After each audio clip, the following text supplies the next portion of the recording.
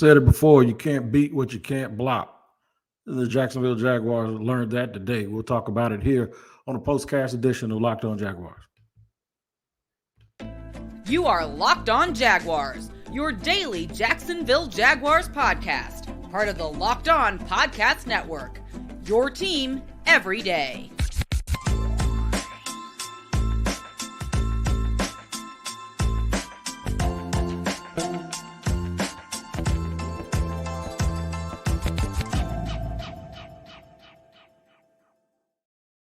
What up, everybody? Welcome to another edition of Locked On Jaguars. This is the postcast edition. I am the host of the Locked On Jaguars podcast, Tony Wiggins.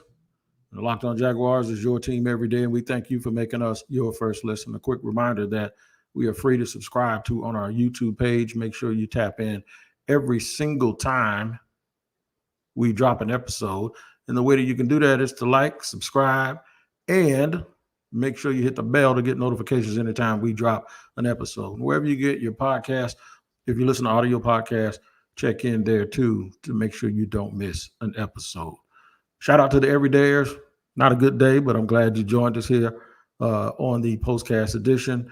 All right, so we talk about not missing an episode, missing opportunities, right? And that's exactly what happened with the Jacksonville Jaguars today, because if I told you they would hold the Chiefs to 17 points, if I told you the Chiefs would commit 3 turnovers, if I told you the Chiefs would multiple punt inside of their own 5-yard line, and they would be penalized 12 times to the Jaguars 4, and the Chiefs would almost have 94 yards. They would have 94 yards in penalties. You would have came away saying that the Jacksonville Jaguars won the game. And there was a chance that they could have won it at the end had they scored a touchdown and gotten a 2-point conversion, or scored a touchdown or taken a field goal and then gotten the ball back for a game-winning drive. So it was kind of shaping up for it to be one of those ugly games that they didn't deserve to win, but then they still won it against a good team anyway. It was shaping up for that to really happen, but it never did. It never got material. It never materialized.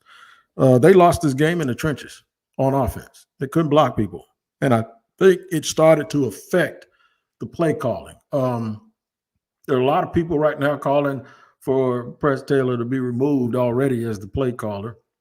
Look, I'm not smart enough to know whether or not him and Doug are doing what they have always done, which is talk their way through it and come up with a best plan. This guy's been Doug's right-hand man for 10 years, and they probably know each other. And I would leave it up to Doug Peterson to determine that, whether or not the guy's not calling the game. But I remind everybody, Doug Peterson has on a headset. And I said this last week, it's not like they put Press Taylor on a hot air balloon and sent him up there by himself, and he has to call plays with no connection to Doug Peterson. Doug Peterson's standing there. He's responsible. He's the head coach. He is standing there watching this happen. So sometimes with the play calling, y'all have to understand that maybe they know something that we don't. And the thing that they could know is they probably knew they couldn't block anybody. We knew Chris Jones was going to be a problem. Everybody knew that. The dude's a first ballot Hall of Famer and probably the number 1 D tackle in the league right now. All right. We didn't sit here and say George Karlaftis, who was picked at the end of the first round last year when we picked Trayvon number 1, that Karlaftis was going to be the second year player that was going to be out there getting 2 sacks. You know, we thought that would come from one of us. So we got some questions that were answered. One, against good teams, and I told y'all all off season that I was only going to measure the Jaguars based on how they played against really, really good teams, not whether they could go out here and do something to Indy or do something to Houston, because we're past that now. We're trying to be good teams. So today they failed the test. There was so much talk about Josh Allen and his quote-unquote 3 sacks last week. Well, Josh Allen was on a milk cart today. Trayvon Walker did on 2 consecutive plays at a very important part of the game. He did draw 2 holding penalties from, of all people, Jawan Taylor. Jawan Taylor had an awful day. Jawan Taylor looked like he was still playing for the Jaguars, right? And then somebody hit me up and says, I'm glad we didn't pay him. I'm glad we didn't pay him and we let him go. Yeah, okay, that's fine. But you peacock like that when your actual offensive line is actually playing well without him. And they weren't either.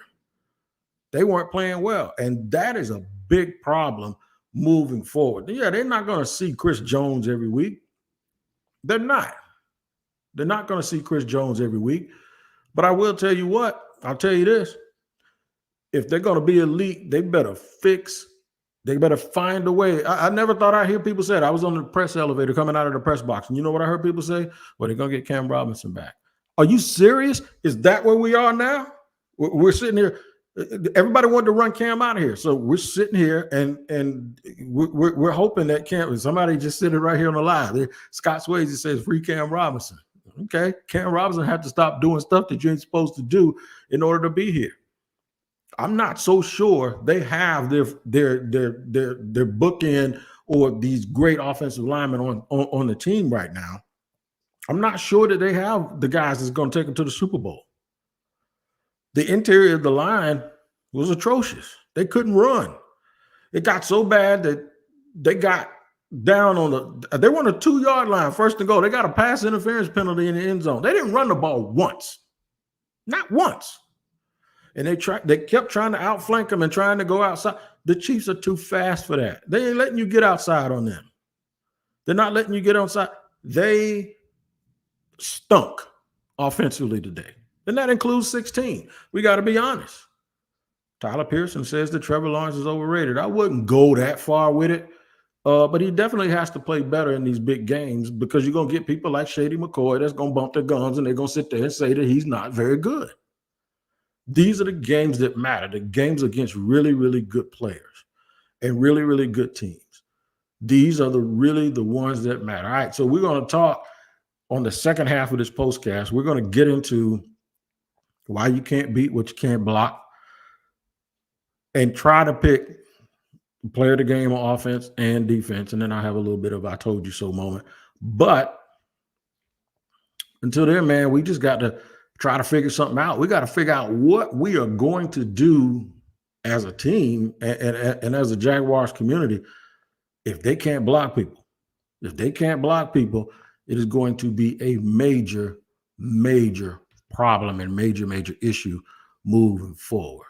It just is. It's going to be a major, major problem moving forward if they can't block people. A bad offensive line or an offensive line that's not good enough, it'll make your team look absolutely putrid on offense. And then it'll start affecting the defense because those guys, they do all they can and then they just break at the very end. I'll talk about that a little bit more in just a second here on Locked On Jaguars. First, I have to let you know that today's show and today's postcast is sponsored by LinkedIn Talent Solutions. These days, every new potential hire can feel like a high-stakes wager for your small business. You want to be 100% certain that you have access to the best qualified candidates available. That's why you have to check out LinkedIn Jobs. LinkedIn Jobs helps find the right people for your team faster and for free. All you got to do is get a profile on LinkedIn and then add your job in the purple hashtag hiring frame to your LinkedIn profile to spread the word that you're hiring. It's really, really simple. LinkedIn Jobs helps you find the qualified candidates you want to talk to and helps you do it faster. Post your job for free at linkedin.com/LockedOnNFL. That's linkedin.com/LockedOnNFL, all one word, to post your job for free. Terms and conditions apply. And got to let you know about FanDuel, man. That's right. FanDuel is back in full effect. And I know y'all are ready to continue to make you some money like you did last year. But right now, new customers can get $200 in bonus bets guaranteed when you place a $5 bet on FanDuel. That's $200 in bonus bets, win or lose. You'll get $200 in bonus bets. If you're thinking about joining FanDuel, there's no better time to get in on the action. The app is easy to use. There's a wide range of betting options, including spreads, player props, over-unders, and more. So visit FanDuel.com/LockedOn and kick off the NFL season the right way. FanDuel, an official partner of the NFL. All right, man, we're running it down here on the postcast edition of Locked On Jaguars. 17-9, the Jags fall to the Kansas City Chiefs. Fall is the right word. They weren't really knocked down. They knocked themselves down, and there were some things that are questionable. You got to run the ball when you're inside the 5-yard line. You got to at least try. If you see Chris Jones lined up over your rookie tackle, Anton Harrison, you got to have somebody over there to chip him. If you're Trevor Lawrence Once you commit to running, don't try to throw a low percentage fade pass or corner of the end zone, especially when you're not hot and when you're not on fire like you always do.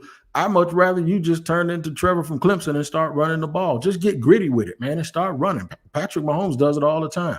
These are the little things that's going to help him elevate his game. It's going to help the team elevate their game. And I know what you guys are feeling. You're feeling like this. There's just too many things that you had questions about and reservation and trepidation about. Well, there's too many of those things that you popped up and saw today, and you're like, oh man, I thought this was done.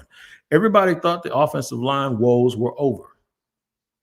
Finally get Walker Little at left tackle. You got a first-round pick at right tackle, and you got your middle three. You get Ben Barch back. By the way, everybody that told me that they would be fine with Ben Barch at left guard, hello, you see what I'm talking about now? Do you see what I'm talking about? I'm tired of everybody just wanting everything to just be okay and average and fine. Teams that win the Super Bowl bust folks in the mouth and move them off of the square. Y'all can't just keep settling for, well, we're fine and we're okay. And no, that does not mean you're going to have a Pro Bowl or all-pro caliber player at every single position. But we are going to hold Trent Baalke and Doug Peterson responsible for making sure that they get the best guys they can get.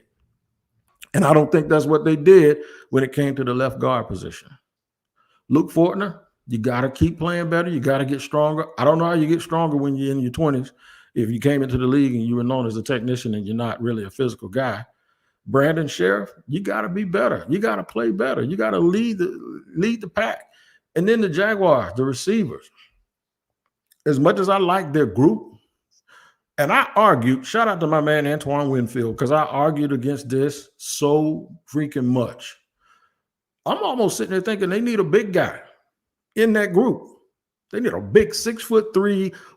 Give me any one of those dudes that play for the Chargers, and they just need a big catch radius dude. It seems like everything has to be wide open or everything has to be about speed. And Jamal Agnew, I love you to death. You should probably not want to see the Kansas City Chiefs ever again because he made another critical mistake. Trey Herndon, who I've often said was as average as the day is long, missed a tackle that would have gotten the Chiefs off the field, and the Jaguars probably would have gone into halftime with a 3-0 lead. But the Chiefs score 7. The Jags come back and get a 3. It was 7-6. Chiefs get the ball after halftime, whoop, drove right down the field and scored a touchdown, made it 14-6. And then a game that was shaping up to look a little bit like the Bills game that the Jags won in Urban Meyer's year here, like it was like 9-6 or 13-9 or something. It was shaping up to look like it was just going to be a battle of field goals. And everybody was going to tell me, well, the offense stunk. The defense did its job. Sure, the defense did its job and the offense stunk. But the bottom line is when you get into these games, they're going to look like games that are going to go down to the wire as a low-scoring game. The first team that makes a mistake usually loses. And the Jaguars self-destructed. They could have been, they were on the positive side of the 50-yard line, looking like they were ready to go. And once again, they're throwing the ball sideways. And it was a lateral. It's amazing to me that they continue to do this kind of stuff. And I know everybody was feeling so good about the team. There's no reason Doug Peterson did come out. I did hear a little bit of the press conference as I was driving home, and Doug Peterson says no need to hit the panic button. Well, you shouldn't want to hit the panic button. It's not about panicking. What it's about is reality. It's about holding the mirror up to yourself. And what it is they're still not physical enough against these top teams. In the 96-degree heat, they should have been the team pushing this other. It kills me that everybody sits here and thinks that just because they practice in the heat all the time, that means they're just going to automatically wear everybody out and people are going to get tired. You still have to be better than them, and the Jaguars aren't. The pass rush. We talked about the pass rush. It still ain't right. Still ain't right. Kayvon Chason did get a sack, and I'm going to mention that today because we have been waiting to mention that, and we've only mentioned it 4 times in 4 years. So there you go. Kayvon Chason did get a sack. Didn't know how to bring him down, but he got there, held on for dear life till somebody else came and helped him, and they got him held down. Juwan Taylor, I thought he was still playing for the Jaguars today. He had 5 penalties. 3 of them were false starts, right? He even got temporarily pulled onto the sideline. Hey, man, I still would have wished he was on our side because he never got called for that. I mean, I wonder if Doug Peterson said something to the official about him jumping like that. I really, really wonder if that's what happened. Can't beat what you can't block. Unless they improve, unless they figure out how to scheme up or do something, maybe go with two tight end sets. But now when you go to 2 tight end sets, that means if Evan Ingram is one of them, he's a pass catcher. Everybody knows he ain't no inline blocker. So you may get a little bit of help from going to 2 tight ends because that 1 tight end will help on either side. But you can't help on both sides with one guy. The Jags have to go back to the drawing board and figure out what it is they're going to do because this little quick passing game, it ain't going to work against teams that know how to tackle. It just won't. Not against these really, really good teams anyway. A lot to ponder, a lot to talk about, and we'll make sure that we talk about it all week here on Locked On Jaguars. Make sure you tune in and check out the show every single day because it's your team every day. And we'll just get back to the drawing board. They got Houston next week in a game that they should win. Houston is 0-2. Doesn't mean they're going to win it, but we're going to go out and see how they play next week. This is where we find out what they're made of. This is where we find out who they are and what their football character is, because now they have to regroup after a very, very lackluster performance and be able to come out next week. Make sure you check out me and make your next watch Locked On NFL. Locked On NFL is a Monday through Friday show. I'll be on there on Wednesdays with James Rapine talking about stuff from around the league, so make sure you check that out.